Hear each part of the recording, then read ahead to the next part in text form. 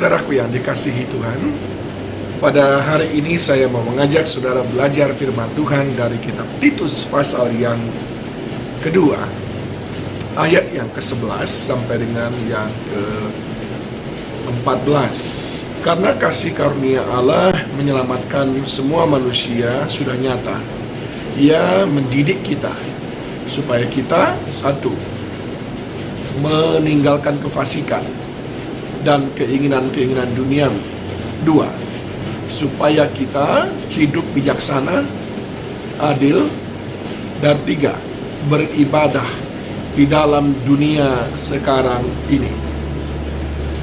Lalu, di ayat yang telah menyerahkan dirinya bagi kita untuk membebaskan kita dari segala kejahatan dan untuk menguduskan bagi dirinya suatu umat kepunyaannya sendiri yang rajin berbuat baik. Saudaraku yang dikasihi Tuhan, keselamatan orang percaya adalah oleh karena anugerah melalui iman percaya kita kepada Tuhan Yesus Kristus. Merekalah orang-orang yang diselamatkan. Tetapi saudara jangan salah, ketika kita diberikan anugerah untuk diselamatkan, bukan berarti proses penyelamatan itu sudah tuntas di sana, sebab selanjutnya tadi dikatakan bahwa Ia mendidik kita untuk melakukan berbagai-bagai hal yang baru.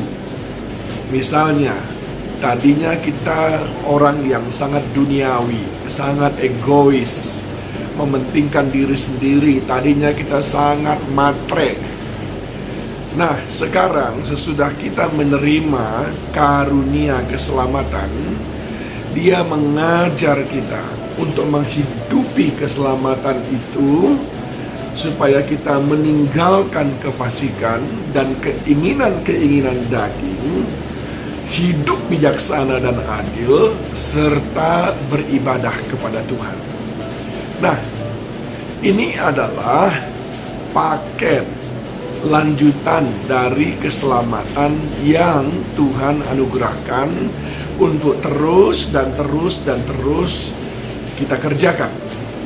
Itu sebabnya firman Tuhan berkata, kerjakanlah keselamatanmu. Kita jangan terkecoh, saudaraku. Jangan menganggap rendah, murahan keselamatan yang Tuhan berikan. Di dalam ayat yang ke-14 dikatakan, yang telah menyerahkan dirinya bagi kita untuk membebaskan kita dari segala kejahatan dan untuk menguduskan bagi dirinya suatu umat. Jadi, Dia naik ke kayu salib, ingin melihat kita umatnya itu bebas dari kejahatan. Itu sebabnya sekalipun nyawa taruhannya, tapi sedemikian besar keinginannya melihat kita umatnya bebas dari kejahatan.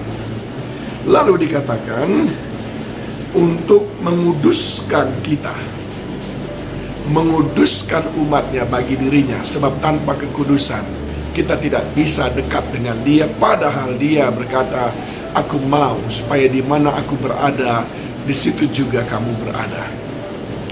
Nah, di bagian akhir daripada ayat yang ke-14 ada satu statement yang sangat menarik yang dibuat di sini.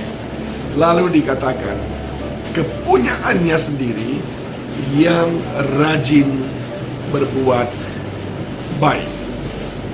Seolah-olah Paulus ingin berkata, kalau kamu betul-betul sudah diselamatkan dan mengerjakan proses keselamatanmu itu lewat perubahan-perubahan yang terjadi dalam kehidupanmu, maka engkau tidak akan lagi menjadi bagian daripada kejahatan-kejahatan, tetapi engkau menjadi rajin berbuat baik.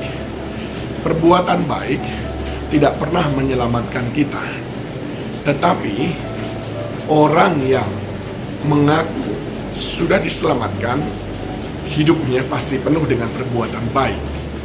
Jika hanya mengaku sudah diselamatkan, tapi cara hidupnya penuh dengan kejahatan, masih bersifat duniawi, tidak bijaksana, maka dia menipu dirinya sendiri. Saudaraku yang dikasihi Tuhan, adakah perbuatan baik adalah salah satu kerinduan saudara? Bayangkan Yesus Kristus kemanapun dia pergi, dia melakukan perbuatan baik. Ketika pesta itu kehabisan anggur, dia melakukan perbuatan baik.